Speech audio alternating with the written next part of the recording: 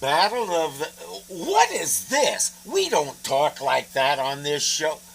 Oh, titans. Like great big monsters. Okay, that makes more sense. Let's get into it. Here comes Urko. You think we should salute? That would be foolish. He's no longer our general. Good morning, General. Do you mock me, Private? Don't you know those bloated bureaucrats in the Simian Senate took away my rank for 3 months? You will always be my general, sir. You're a smart soldier. Colonel Rotok is your leader now. You must obey only him. Yes, sir. Obey Colonel Rotok. Remember that. Obey, obey, obey. All the decent apes are celebrating Urko's suspension. It never occurred to any of them that he might have already appointed a proxy to carry out his ideas. It did, however, occur to Cornelius that once he's back in power, he'll probably want revenge on the humanoids for his humiliation. They need to find a way to keep him out of power permanently. The book. What book? The ancient humanoid book I found in the archaeological digs. It proves that humanoids preceded apes on Earth. Perfect.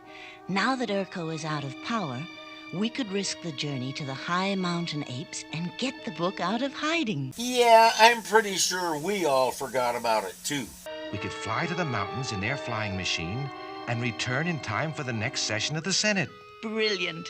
Every time I think I married you for your beautiful eyes, you do something that reminds me I was really attracted to your exceptional brain. I could say the same about you, Zira. If you do, you'll hurt my feelings. I am gonna miss these two and that kind of banter. I cannot just sit by for 3 months, Colonel Rotok. What about Dr. Zaius and the Senate? They are fools. In 3 months, the humanoid defenses will be completed. Our army would have great difficulty moving against a fortress. When the humanoids are strong, the Senate will see that I'm right.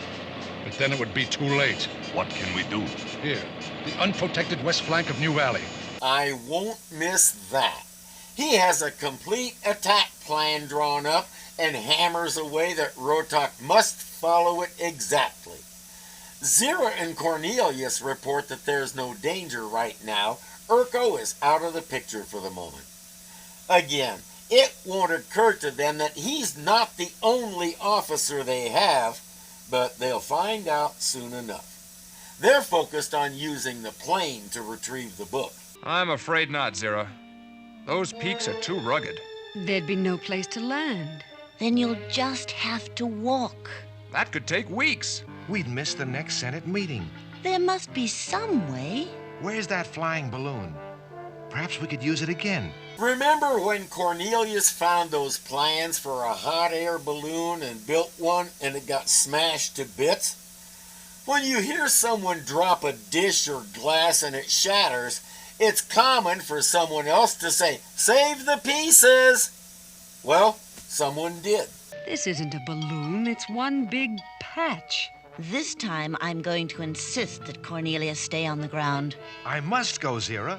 Only Bill and I know the way. And we want the High Lama to realize that apes and humanoids are together on this. I don't know if I can go through that terrible waiting while you hang in thin air. We made one safe journey, we'll make another. Please don't go. Relax, Zira. There's nothing to fear. Let's inflate the balloon. Judy is right about the balloon, but so is Cornelius. There's only one way this is going to get done. They have to do it. Rotok's army is camped a few miles away, and he just sent a couple of scouts to find the passage into New Valley. What's that? Let's get out of here before it spots us.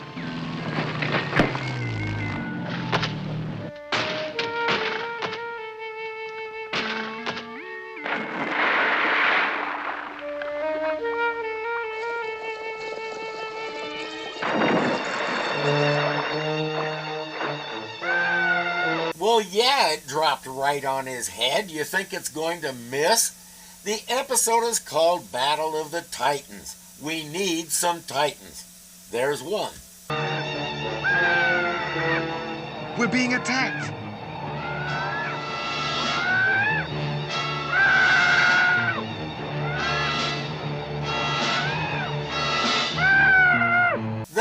dragon really has a thing about hot air balloons. Either that or it thinks the balloon is an egg and wants to sit on it and hatch it. They managed to lose it in some clouds. It takes a long time because the whole sequence is basically filler. The humanoids have a ball that floats in the sky. Impossible. It's true, Colonel. Both of us saw it. You think it is some new weapon? We don't know what it is. What direction was it floating? We did not wait to see. We were afraid it would find us. Maybe we ought to wait and find out what it is before we attack. No. Urko's orders are to attack at dawn. Did you locate the opening into the humanoid valley? We fled when we saw that sky thing. There isn't time to send another scouting party. We must follow Urko's plan to the letter. Even though Urko doesn't actually know where the passage is, he doesn't know about the dragon, and he doesn't know about the balloon. Sounds like a perfect plan to me. I don't know about you, but I usually like a little more intel with my intel. But that's the thing. Urko isn't a military strategist. He's a zealot. Zealots throughout history have been known for getting a little piece of info here and a little piece of info there, and then going charging into a situation and getting their faces rearranged because they forgot to check out a few things. Not there, you fools. I want it on that ridge. But, Colonel, that boulder blocks our path. Blast it away. Yes, sir. There's a good example. Rotok forgot how sound carries at night. Judy, Jeff, and Zira heard that, and they know the army is coming, Urko or not. Colonel, the men can't see to build their embattlements. Tell them to use flares. But won't that warn the humanoids? I want them warned. The more frightened they are, the quicker they'll surrender. Is that what Urko told you to do, or are you ad-libbing your lines? Zira says we're sunk. We don't even have weapons. Judy says, we don't, but I do.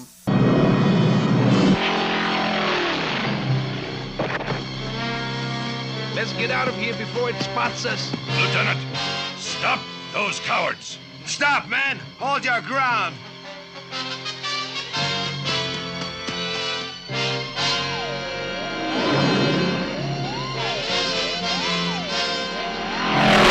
Come back! You are soldiers. Keep your weapons. Fight! They're running! They won't be back. In the balloon, our boys have reached their destination. Look down there. It's Kaigor's temple. Did you forget about Kaigor? I did. The llama is delighted to see them again, and he's happy to return the book. They'll take the cable car up to where the giant ice statue of Kaigor is. Except we remember it's not a statue. It's the other Titan in our battle. Thank you, O Llama. Thank you, O Kaigor.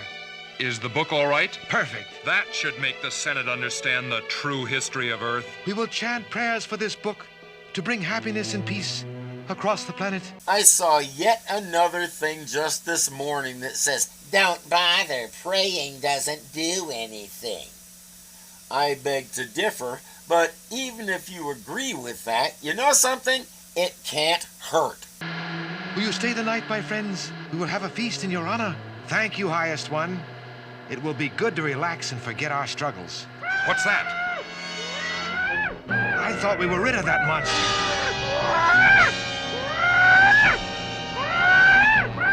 There's no cloud to hide in this time. And nothing to fight with.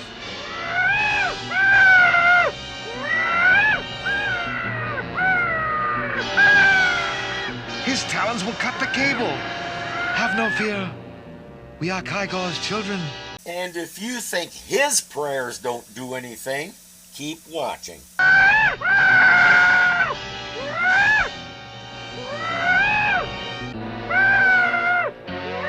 Those claws are like swords.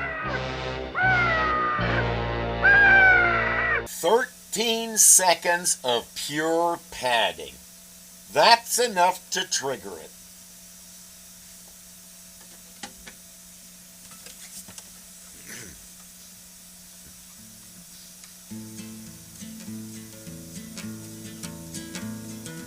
Padding, padding, padding.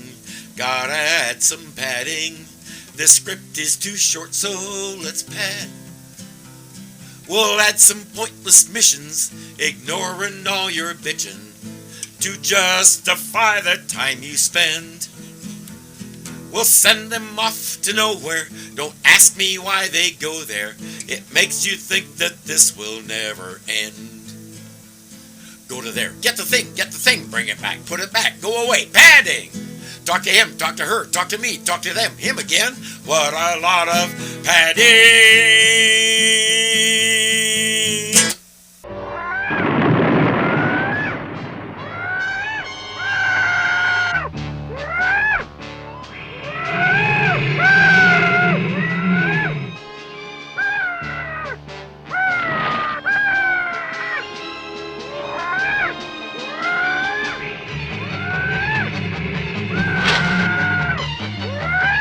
If you want to put a dent in that thing, you're going to have to pack your snowballs a lot tighter than that. Love taps aren't going to do it either, Kaigor. I realize you're holding back, but I suggest you don't.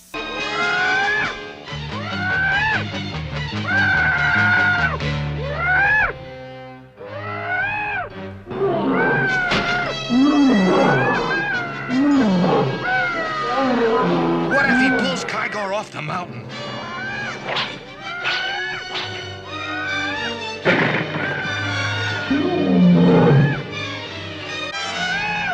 Once again, see what great things happen when they listen to me. I think he needs medical attention. He's hurt. Get us back up there. We'll take care of him. Kaigor is grateful for your intelligent skill, my friends. 2 average-sized humans rendered first aid to a 4-story ape deity. I guess it's a good thing he didn't have any injuries that required stitches. That could take a month. Don't drop the book, Cornelius. Sorry, Bill. I wasn't thinking.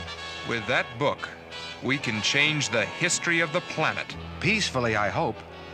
Peacefully. With Urko suspended and his substitute in total disarray, it could be possible. Me, I just want to watch Zeus's face when he sees it.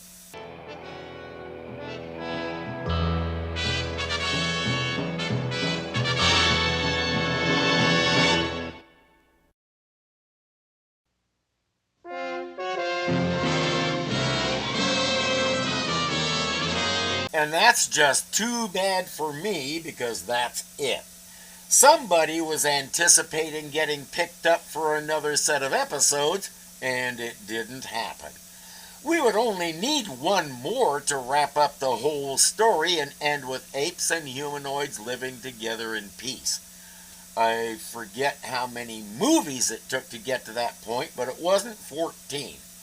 It didn't need to take 14 here either. Cut out most of the padding, make execution of the story more compact and movement-based, and we could have wrapped it up with the 13 episodes that we had. Nobody thought that far ahead to the possibility of being canceled. Ratings were almost nil. Kids knew a halfway job when they saw one, and they weren't interested in seeing one. As we know, this was a second effort to make a Planet of the Apes TV show. The previous one starred Roddy McDowall just like the movies did, and this one aired in prime time. It also ran for a whopping 13 episodes, with a 14th one remaining unaired. After a short break, I'll be back to look at that one and see if we can figure out why, since the movies were such a hit, couldn't they get a successful TV series off the ground? Thank you so much for watching. It's a privilege to share a little of your time and hopefully make you smile a little. I'm Irving, this is Hazel, and we will see you again soon.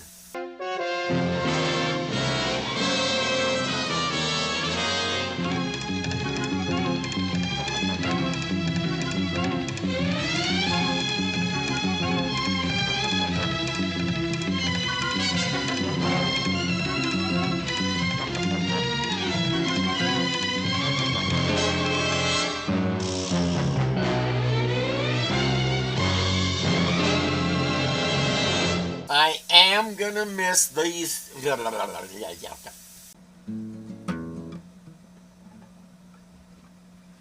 Do it again.